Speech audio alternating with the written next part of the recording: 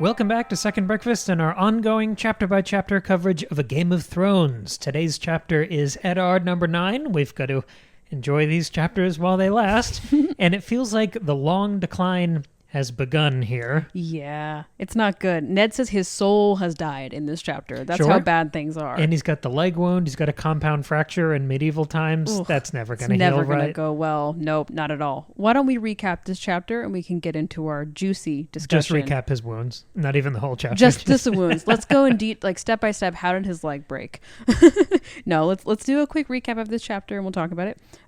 Quick spoiler reminder for not just this chapter, but everything else beyond in the books and the show. Also, if you can hear the bugs screaming in the background, comment below and tell us what you think of them. Okay, is there a cicada emoji? There should be. I hope not. Yeah, actually, I hope not. You ever seen a cicada husk? It's the scariest thing you've ever seen. Yeah. No. What, are they shed? Yeah. Bugs they're not real. Bugs are aliens. It's weird. There are a lot of bugs. There are. Okay. Anyway, let's get back into it. There are no bugs in this chapter, thank God. So this is a Game of Thrones. Just an execution. just a couple other bad things. Okay, so this is a Game of Thrones Eddard number 9. Ned has gone to a brothel with Peter Baelish, as he's wont to do. Not to have fun, but to do research and to learn information. Reading Playboy for the articles. Yeah, right. I'm here for the ads. Here for the literature, for the great writing. But no, for real, he hasn't gone there for fun. He's gone there for research. And he has found yet another of King Robert's bastards. He talks to a young girl who lives and works in the brothel, and she's got a baby girl, another one of Robert's bastard kids. And just like all the other ones, she's got his fine black hair. She even has his nose. And even though like the mother has like red hair and freckles, this baby looks exactly like Robert. So yet again, ding, ding, ding. Dominant genes, people. Okay, so Ned's kind of taking in that information. They leave the brothel and they're kind of walking through King's Landing, and Ned's having this moment of reflection. He thinks about Lyanna, his sister, and he remembers this conversation that he had with her shortly before she was supposed to marry King Robert, where she basically says, I don't think Robert's going to be faithful to me. I know who he is, and I don't think he's going to be faithful. And Ned sort of thinks to him, or he says to Lyanna at the time, he's like, no, I mean, like, it shouldn't matter what he's been and done before. Like, he loves you, and he's going to stay loyal to you. And she just kind of goes, okay. So she is proving herself to be smarter than Ned ever was, I think. And he's thinking some more, and he thinks about Jon, because he's thinking about bastards, and he wonders why the gods fill men with such lust and yet frown on bastards so much. A little rough there. And then Ned asks Littlefinger what he knows about Robert's bastards. Littlefinger says, well, there are very many of them. Why would you talk about this theory to Littlefinger all people? You've got to stop, Ned. Thank goodness that he stops at the end of this chapter. But, you know. Well, he passes out after being wounded. It wasn't his choice. Spoilers camp. And so Littlefinger says there are a lot of bastards. Cersei even had a couple of them killed, maybe, because they were Lannister adjacent and they couldn't have that. Because they were conceived at Lord Tywin's tourney. Yeah, how dare he? Anyway, gotta kill him. And Ned also asks Littlefinger why Jon Arryn was taking such an interest in Robert's bastards and why he was killed for it. And in true Littlefinger fashion, he just kind of gives him a non-answer in the form of a riddle. And Ned's like, okay. And so as they're writing, it's so great. As they're writing, they're suddenly surrounded by like 20 Lannister guys, all with swords, led by Jaime Lannister. And they have ambushed Ned because Jaime is angry that Catelyn Stark has captured Tyrion. Remember, she's taken him to the Vale. And Ned says, well, I mean, she captured him for good reason. He, tried to kill my son, and she's doing the right thing. And Ned also says, if you kill me right here, Catelyn will have Tyrion killed, in revenge. And Jaime says, that's a good point. But then he commands his men to kill Ned's men instead. So not kill Ned, but kill all of his guys. And Ned's men are severely outnumbered. A big fight breaks out. I believe all of his men are killed. Yeah, these are all the bannermen he brought from Winterfell. Yeah, like his most only trusted. Here? Yeah, all nuked immediately. Ned, in the scramble of everything, he's trying to defend his men. He's trying to help. Ned falls from his horse and does indeed break his leg, and the bone's poking out of the skin, and it's real gross. And he naturally passes out. He kind of flits in and out of consciousness.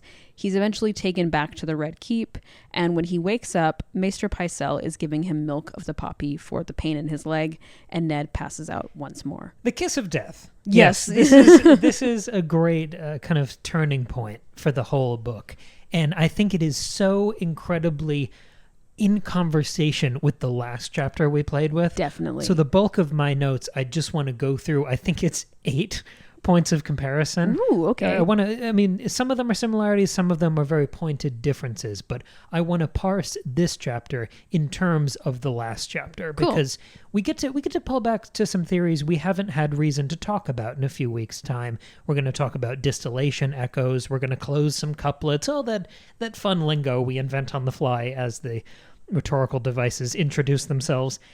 I want to start with the overall framing of this chapter, where we see Jaime Lannister capturing Ned Stark.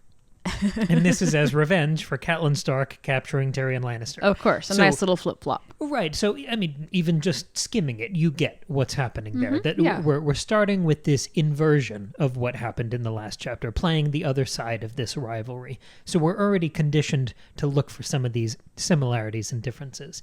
And we'll start with the similarities because I think that's a cleaner way to go. Sure. I love that Jaime's confrontation is done in the same brazen, bravado-filled spirit as Catelyn in the bar, calling all of the bannermen to then arrest Tyrion. Yeah, not like doing it like in the shadows, but like in front of everybody, being like, "Look, see, I'm capturing this guy. I'm finding justice." Raising up a host very publicly to do this righteous thing and arrest the person on the other side of the rivalry. Right. So an uneasy similarity immediately there between Jaime and Catelyn Stark. And another similarity there, that captured party, in this case Ned, in the previous chapter it was Tyrion, the captured participant, combatant, whatever you want to call them, is spirited away to a sympathetic castle. Oh. In this case, Ned is taken into the Red Keep, sympathetic castle to the Lannister cause. Even though they're not technically on the throne, it's sort of theirs. a friendly castle that they feel at home in. In the same way Catelyn takes Tyrion to the Eyrie, which is another sympathetic castle. Yeah, it's her sister's castle. Okay, right, so it's all these like indirect sort of homesteads that they can take shelter in. Yeah. Like Catelyn doesn't take Tyrion to Winterfell, and Jaime doesn't take Ned to Casterly Rock. Right. So, but it's like their closest ally in this big castle. And both captured figures, Ned and Tyrion, there's this uneasy, uncertain expectation that they're going to await judgment now and possibly be killed. Yes. And in both instances, as the reader, I don't want that to happen. Right. So as much as we're like flipping the binary of this rivalry and we're seeing, the good guys were captured, now they're doing the capturing, I like that in both circumstances, we don't want anyone to be killed. Yes. Like even we're halfway through 1 out of 5 books. We kind of want this rivalry to go forever. Of and course. we don't want anyone to die. Like, that's the joy of this series. We love all the characters. Yeah. We don't want any of them to go. The game is the fun part. It's not about like teams or rooting for one side. No. I love all of these sides. Are you They're team all black terrible. or team green? Yeah. I was making that. I was trying not to make this negative. I can't. Another similarity that I found very compelling. Last week we talked about Sapkowski, the Witcher author, and this rolling in absentia fascination theory that we developed when we were working through those books. That continues here with the same character, because the specter of Jon hangs over so much of this chapter. It totally does. In the same way it hung over the previous chapter as the original sin inciting incident of Catelyn's eventual spoiler evolution into Lady Stoneheart. And here, Ned, I mean, he like conjures him up on a Zoom call. He looks at Jon's face in the rain as he's riding through King's Landing. There's direct references to Jon. There's memories related to Jon. And there's a general discussion of bastards. In the same way Catelyn has to interact with a bastard in the previous chapter, and that makes her think of Jon. Well, and both of these have bastard girls. We tend to talk mostly about bastard boys, but here it's the baby girl, and in Catelyn's it was Maya. And sparked by these memories about bastards that are kind of about Jon, the word guilt is used in the narrative subconscious of Ned in this chapter and Catelyn in the last chapter. That's right. So we're very much on parallel tracks here, unless we're not. And now we get to play with the differences. Here, wait, I have a parallel track that I noticed from the really good. Sure. Just a small thing. Remember we talked about what I said Catelyn, she had that quote. Sorry. She had that quote that said sometimes she felt as though her heart had turned to stone. Of course, making us think of Lady Stoneheart. Ned has a really similar line here. It says, Ned was soaked through to the bone and his soul had grown cold. which when you think of something growing cold, you think of a body growing cold and a body dying. We know, of course, Ned is going to die.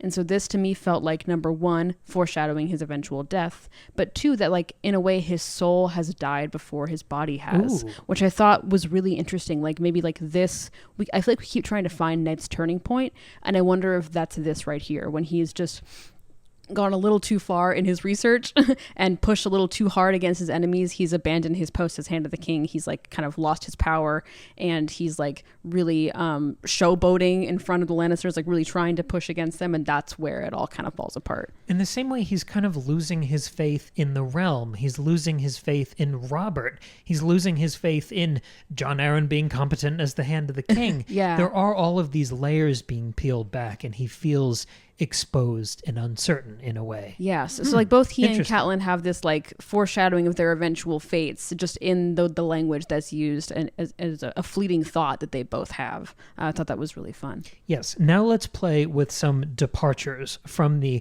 Catelyn Tyrion framework of the previous chapter. Perfect. In this chapter, with Ned and Jaime, we never get an uneasy alliance between them. Remember, Catelyn and Tyrion are sort of bonded by being on the same side, fighting off all of those brigands and pirates. Yeah, she has to like arm him so they don't all die. Yeah, she has to like trust him just a little bit, and she starts to falter in her hatred of and an accusation of him. Yeah, to the point where he can travel with an axe and a knife, and that's okay. So they're bonded by that combat. It unites these families and bridges this rivalry. Yes. Versus combat being the thing that divides the Lannisters and the Starks in the Ned chapter, because with Ned as the Hand of the King and Jaime as Captain of the Kingsguard, they're on the same side, and they are divided by combat here. Yes, there's no alliance. yes. That's the thing that renews the rivalry and reminds us of the fatal nature of the grudges between these families.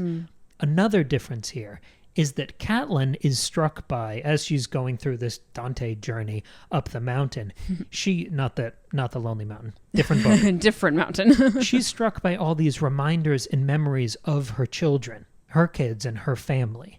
But Ned, through his chapter, is struck by all these memories about Robert's bastards. Yes. Yeah. So you see that kind of stark difference. He's reminded... Stark. Oh, I did not try to do that. I did.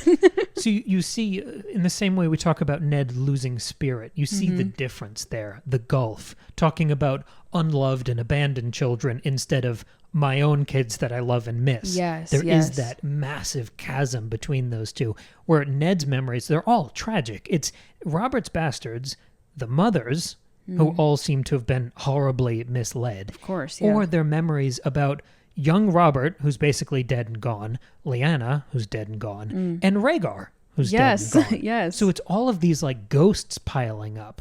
Catelyn's memories about her kids, who she can't get back to right now, those are absolutely bittersweet. Yeah. But Ned's memories there's a different sort of bittersweet. There's like a tragedy to it. There's a different sort of family being invoked, and it has that ghostly, miserable feel to it. Yes. And it also speaks to this preoccupation with the past, where I do think Ned is stuck in the past with his old gods, with his old friends. Definitely. Where Catelyn is trying to preserve their dwindling family. Yes, right. Like we talked about that last week too. Like she's trying to like be aware of things around her, not stay ignorant, not stay in the dark, and not hold on to any like naivete. She's really being pretty realistic and world weary in the decisions she's making. Yes, the next difference I want to play with, I was so happy with this one. I asked you about Marillion last week, the singer that Catelyn allows to continue on their journey, I think, for PR purposes. I loved that. That was great. If he's a singer and he's on your side, he's basically a propagandist. So we swap him out as this weird, like, traveling companion. We swap him out with Littlefinger. And I think this speaks to, again and again, Ned being sort of dumb and not great at this game, because Littlefinger is he's not a malleable PR propagandist who you can win over to your side. No. He's the most silver-tongued, self-interested spy master in King's Landing. So the fact that Ned doesn't really spot the difference there, I think speaks to, oh God, this guy's only got a few chapters left before he's beheaded. I see. So the fact that these guys have such interestingly similar occupations but very different agendas. You know, they're both in the business of PR, but they're on other sides of Sure. it. One of them is being used by the Starks, Marillion. The other one's doing the using. Yes, certainly. But both of them have quite a lot of power, like in really different ways. Littlefinger obviously has more power than Marillion, but obviously Marillion, like you're saying, he has the power of PR. He has the propaganda power. He can spread the word and spread any kind of message that would have quite an effect on the people. So that's pretty cool. Our seventh sort of echo here is the brutal departure in the fates between Catelyn Stark's #1 bodyguard and Ned Stark's #1 bodyguard. And here's the trick. They're members of the same family. So for Catelyn, you have Roderick Cassell, who's injured as they approach the Eyrie and separated from Catelyn as she continues alone up the Lonely Mountain. He's sort of left in the foyer as she continues up to Lysa. Ned is being shadowed by his bodyguard, Jory Cassell. I've never connected that they're in the same Isn't family. that cool? I'm so silly. And I love that. he's not left behind because he's tired and old. He's slaughtered in front of Ned, flippantly, right outside the Red Keep. Yes. Very So cool. it's all of these echoes and similarities, and I the love departures are so explicit. They're so loud, especially with this controlled variable of being members of the same family, that they do feel incredibly intentional. We talked so much about, for the first, wave of 20 chapters of the book, it felt like every new chapter was a response to the old one, a reaction to the previous chapter. And here I'm brought back to that idea of distillation echoes, where it feels like all of the echoes from that Catelyn chapter are sharpened and so much more deadly in their distilled forms here. Yes. So the last of these 8 things I wanted to spotlight is sort of the end of the Dante journey that I talked about last week, where Lysa is framed as God. At the end of this journey through the realms, you expect God to be in the highest heaven, and that's how the book's going to close out. And then you get this Wizard of Oz reveal, where she is the man behind the curtain. She's like a tactical coward. Right. And a massive disappointment. Yes. That is reversed here, where Jaime enters as this disappointing, nasty, cowardly piece of shit, and he's as problem of evil poisoned as Lysa Arryn is. But he ends this interaction with a godlike power and total victory over Ned, where with a snap of his fingers, he can Thanos all of Ned's guys out of existence, break his leg, and have him dragged back into the Red Keep. That's true. So it's an elevation instead of that, disenchantment, sort of breaking down of the godlike into the Wizard of Oz disappointment. Jaime's on the other path. That's really cool. I like that a lot. Those are all really fun observations and things to break down. That's None really, of them really are cool. good for Ned. No, they're not. Well, what's interesting is I also found another sort of echo between last chapter and this chapter that I think further strengthens the points you're making. I talked a lot in Catelyn's last chapter about the personification of nature and how like the landscape is sort of its own character throughout the chapter. And like George R. R. Martin really takes his time to lay out all these languid descriptions of the landscape of Catelyn's journey. I really appreciate your use of the word languid. Thank you. That's a word I haven't heard someone use in real life, maybe ever. I'm really relishing the opportunity to use it here. What happens here in this Ned chapter is not like an overly descriptive description of nature. It's not the nature itself. You kind of lost it with descriptive It's description. fine. We're going to keep going. That's all right. Now we're back on an even keel. We're back. It's fine. I've balanced it out.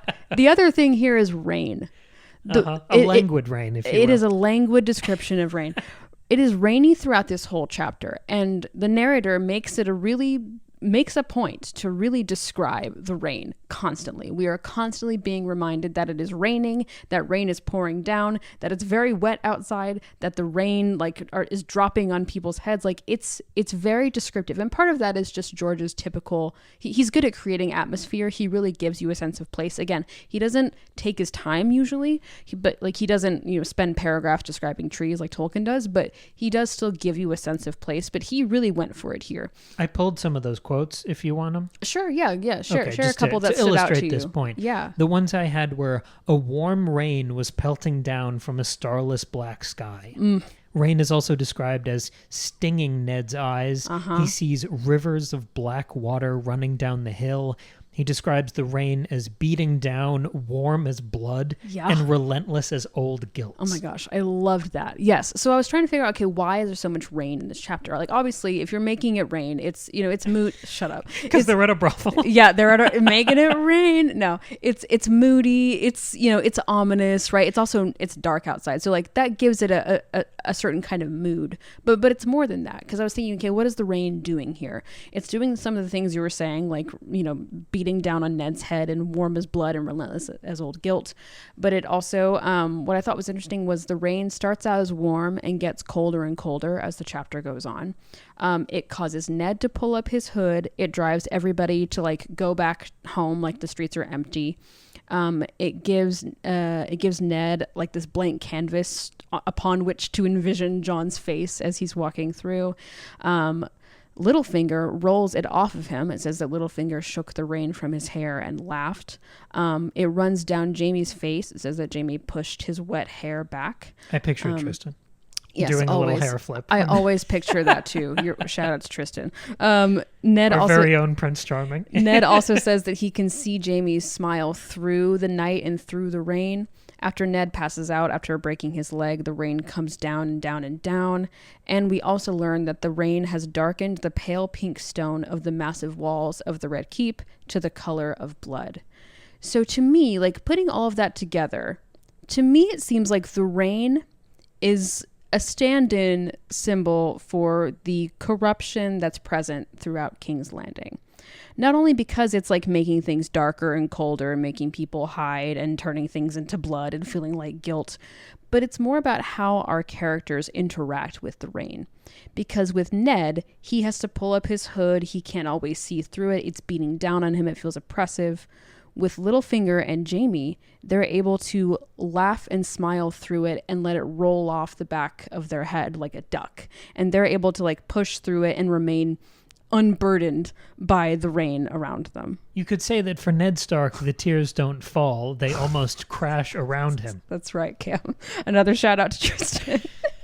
But do you know what I mean? Like Ned can't handle this rain. It's oppressive. It's working. Like it's working its way. It feels targeted. It's getting into his soul. It says he soaked through and his soul had gone cold. Right. Like it is so oppressive to him, and it is nothing to guys like Littlefinger and Jaime. Right. The narrative describes them like flipping their hair to get rid of the pesky rain, but it feels like it's pouring on everyone, but Ned has an extra little Eeyore black rain He's got an extra cloud hanging over it. Exactly. So I don't know if it's the like corruption in King's Landing. I don't know if it's like more general than that. Is it like the general sense of misery and evil that's that's being felt throughout all of Westeros? Is it the winter that's coming?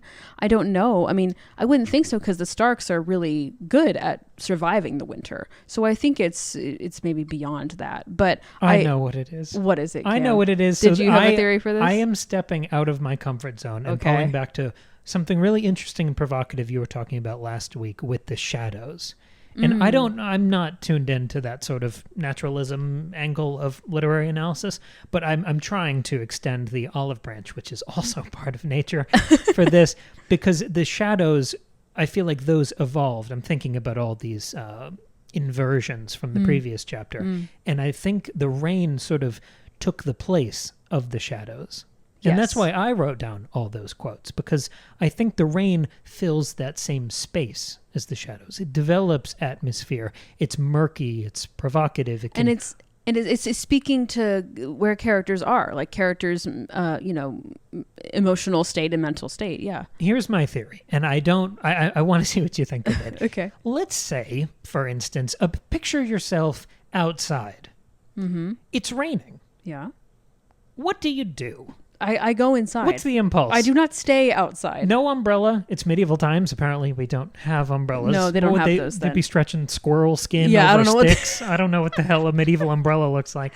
I would love to know. So, yeah, like, who has to die to make a parasol in Game of Thrones I think they just have cloaks. I don't think they have umbrellas, just cloaks. Okay. Yeah. Anyway. Well, let's say you don't have a cloak. Right. And you're outside and it starts raining. Mm-hmm. What do? You go inside. You go inside. Yeah. And that's what kind of caught in my head.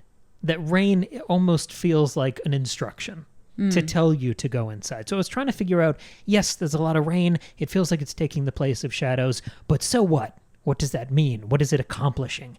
And the thing that struck me about the rain was the ever-presence of it. Yeah. We're not just reminded of it all the time, but it's everywhere. It's almost inescapable. Right, and it feels like shadows in that it is on the visual spectrum and exists in all these little pockets, right? Just looking around the room you're in right now, even if it's well lit, there are shadows somewhere. Of course, yeah. There's even a little shadow just hanging off a lamppost or something. Right. So it's this power of obfuscation. It's this ever-presence. It's that it can, depending on the mood of the scene, it can have this ominous portent.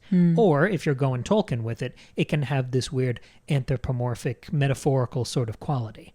And what I found here was that the rain felt like it was dramatizing Ned's subconscious. Yeah. In the same way, Catelyn, following from the Dante example, that whole journey was dramatizing her subconscious. Yes, as was the description of all the nature and the shadows. Like Right. it was highlighting her isolation and how alone she feels. Yeah. Yes, and the rain has that same effect. But the big thing for Ned that if you wanted to externalize or dramatize his mind, it would always be that uncertainty, Yes. fear, and this growing awareness of his own ignorance, especially when he's, next to...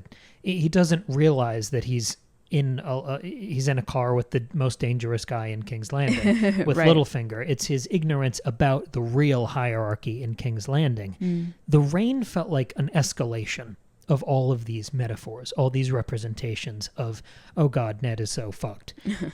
But it's happening as he's approaching and getting ever closer to the truth here. Yes. There are yes. these asides of like recessive dreams, the way hair color goes down through the Yeah, the generations. seed like, is strong. it's more and more explicit here. So he's Yeah. approaching the truth, and these metaphors are getting louder. So what is that? Because that feels like a narrative intervention. It almost feels like the narrative is attempting to slow him down or delay the inevitable. Because when it's outside and you don't have an umbrella and it starts raining, you go inside. Yeah. So who is it that would be telling Ned to go inside at this moment where he's about to be ambushed outside in the rain? I see. Yeah. It's not George R. R. Martin. It's not that kind of story. Right. Where the author drops in and like Deadpools to the audience. Yeah, It's yeah. not that. Becomes its own character. Yeah. So what force, you sort of alluded to this earlier, what force would be wanting to distract Ned Winter. or to save him? Yeah. I think this might be the Seven. Oh. The gentle hand of the old gods who might communicate or try to speak to someone like Ned. Oh, the old gods, not the Seven. Whatever. Yeah. Uh-huh. Any of those Probably northern the old gods if whatever. he's from the north and he doesn't. Yeah. Okay. We've seen, in the classification of older gods in this world, we've seen some of them with faces and trees. Right. They've already got this connection to the natural world. So this might be their way of trying to nudge Ned in the right direction or get him out of harm's way. Interesting. It doesn't work, and it doesn't change anything. Right. But I think that almost makes it a stronger case. That's a really interesting idea. And I think you could even make that argument in Catelyn's chapter too, where the landscape around her has such a strong personality and effect and is maybe like, begging her not to go up to the Eyrie. Like, I don't know. I wonder if there's something to that. And I like that. he's always in the Godswood. Yeah. And he's the most honorable. I mean, we know he didn't even cheat on his wife. He didn't Right. even sire Jon in that way. So he is God's greatest soldier in Westeros here. So if anyone were to get this little, helping hand, the rain starts to feel like an alarm clock. Yes. It stops being a metaphor and starts feeling like, oh, he's not picking up on a hint, so we're going to crank up the volume here to the point that he can't see. Yeah. And how much does it have to rain on his head before he goes inside? I really like that. And it's fun too because, as we've discussed before, George doesn't give a ton of like room or space to the actual power of the gods and how real or not real they are. His interest is always in how do the people feel about the gods and not how real are the gods. His only supernatural thing he engages with are the walkers and the dragons. And I guess whatever Melisandre does. But so I who knows?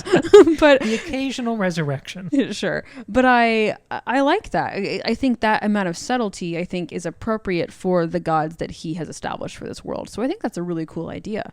I like that. I think that maybe helps us understand the bold personality of nature and natural occurrences and weather that we've seen in these last 2 chapters. That's pretty fun. And by the way, this was a 5-page chapter. Real short, yeah. I don't know if we said that already, but We didn't, the last Ned chapter was similar. I think it was 6 pages. Yeah, 5 or 6, yeah. So it's astounding that we don't get much of this character, and we only get him for most of one book. And even those chapters are short, but they're so impactful. Definitely. They're so memorable. This was like a swashbuckling, incredibly turn point sort of scene for the whole series. It felt really significant. Yeah. And then I turned the page, the last page of this chapter, and the next chapter is a Dany chapter. Right. And that always sets us up for, okay, we're in like a new phase of the book. That's sort of how we've been tracking these Dany chapters, as she sort of defines like the sections of the book, the parts of the book. And Which I feel makes like this chapter almost a finale exactly of this section. This feels like a finale. Yeah, like this scene, I don't remember what it is in the show, but it feels like that would be the last scene in an episode. Yeah. Like it's a cliffhanger. But there's a whole arc.